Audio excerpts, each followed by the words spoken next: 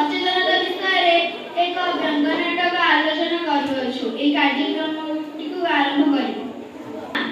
ଆରେ ସେ ଘର ଭିତରେ ବସି କଣ କରୁଛୁ କି ରେ? ଆଜ୍ଞା ପାଠ ପଢୁଥିଲି। ସେଇ ପାଠ ପଢା ସବୁ ଛାଡ, ଆସନ୍ତା ଲଗ୍ନରେ ତୋର ବାହାଘର ହେବ। କଣ କହିଲୁ ମା, ମୋର ବାହାଘର ହେବ? ହଁ, ମାଧବ ବାବୁଙ୍କ ପୁଅ ସାଗର ସହିତ ଆର ମାସରେ ତୋର ବାହାଘର ହେବ। ମୁଁ ତାକୁ କଥା ଦେଇ ସାରିଛି। ମତେ 10 ବର୍ଷ ହେଇଛି, ତୁମ ବାହାଘର କଥା କିପରି ଚିନ୍ତା କରିପାରିଲୁ? ଆରେ ଦେ, ଆମର କଣ ଅଛି ଯେ କୋଉ ସରକାର ଆମର କୋଉ ଦୁଃଖ ବୁଝୁଛନ୍ତି କି କଣ କରୁଛନ୍ତି? ଶୁଣେ, ଆମର କିଛି ନାହିଁ, ବାହାଘରଟା କରିଦେବୁ।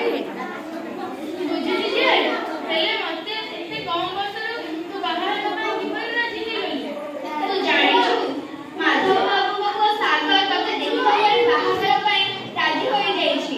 ଆଉ ମାଧବ ବାବୁ ମଧ୍ୟ ତତେ ଦେଖି ବୋହୁ କରିକି ନିଜ ଘରକୁ ନେବାର ମଧ୍ୟ ବନ୍ଦୋବସ୍ତ କରିସାରିଛନ୍ତି, ରାଜି ମଧ୍ୟ ହୋଇସାରିଛନ୍ତି। ସେ ତାକୁ ମନା କରିଦେ। ନା, ଆରେ ଦେ, କୋଉ ଗଣତାନ୍ତ୍ରିକ ସରକାର ଆସି ଆମର ଏଇ ଦୁଃଖ ସବୁ ବୁଝୁଛନ୍ତି କି କଣ କରୁଛନ୍ତି? ଶୁଣେ, ମାଧବ ବାବୁ ନୁହଁ, ବିନା ଡିବେଟରେ ତତେ ବୋହୁ କରି ତାଙ୍କ ଘରକୁ ନେବା ପାଇଁ ରାଜି ହୋଇସାରିଛନ୍ତି। ହେଲେ ମୁଁ ତ ତତେ ଦିନକରେ ଖଣ୍ଡିଏ ଖାଇବାକୁ ମଧ୍ୟ ଦେଉନାହିଁ। ତତେ କଣ ଜାତି ଯୌତୁକ ଦେଇ ବାହା କରିବି? ତୁ ବାହା ହେଇଯା। ନା, ମୁଁ କେବେ ବି ବାହା ହେବିନି। ହଁ, ତୁ ବାହା ହେବାକୁ ପଡିବ। ଆସନ୍ତା ତିଥିରେ ହିଁ ତୋର ବାହାଘର ହେବ। ନା, ମୁଁ ଆଗ ପାଠ ପଢିବି, ନିଜ ଗୋଡ଼ରେ ଛିଡ଼ା ହେବି। ନା, ତୁ ପାଠ ପଢିବୁନି, ତୁ ବାହା ହେବୁ। ସ୍ୱପ୍ନା, ପିଲାଟା ରାଗିକି ପଳେଇଲା। ତୁ ଯେମିତି ହେଲେ ବି ବାହା ହେବୁ। ଆସନ୍ତା ତିଥିରେ ହିଁ ତୋର ନିଶ୍ଚିତ ବାହାଘର ହେବ।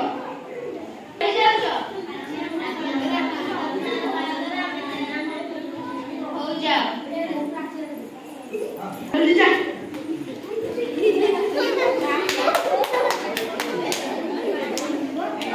ବାପା, ମତେ ଜୋରେ ଭୋକ ଲାଗିଲାଣି।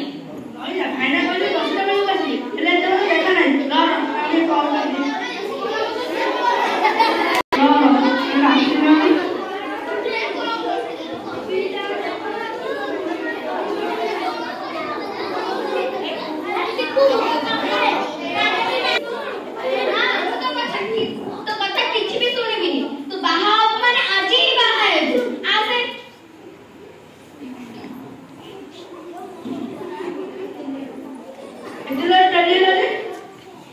କଣ କହିବି ସମୁଦି, ଏଇ ସ୍ୱପ୍ନଟାଙ୍କର ବାହା ହେବା ପାଇଁ ରାଜି ହଉନଥିଲା।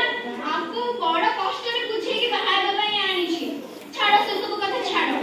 ଆପଣ ଭଲ କରିକି ନନାକୁ କହିଛନ୍ତି ତ? ବାହାଘରଟା କାମଟା ଆମେ ଆରମ୍ଭ କରିଦେବା। ନନା ତ କହିଥିଲି, ନନା ଏତେବେଳେ ଦେଖା ନାହାନ୍ତି, ଆସୁଥିବେ। ନନା ଆଉ ଆସିବେନି, ଏ ବାହାଘର ହବନି। ଆପଣମାନେ କଣ ଜାଣିନାହାନ୍ତି? ସରକାର ବାଲ୍ୟ ବିବାହକୁ ବିରୋଧ କରିଛନ୍ତି। ସେ କହିଥିଲେ ବାଲ୍ୟ ବିବାହ କରିବା ନାହିଁ।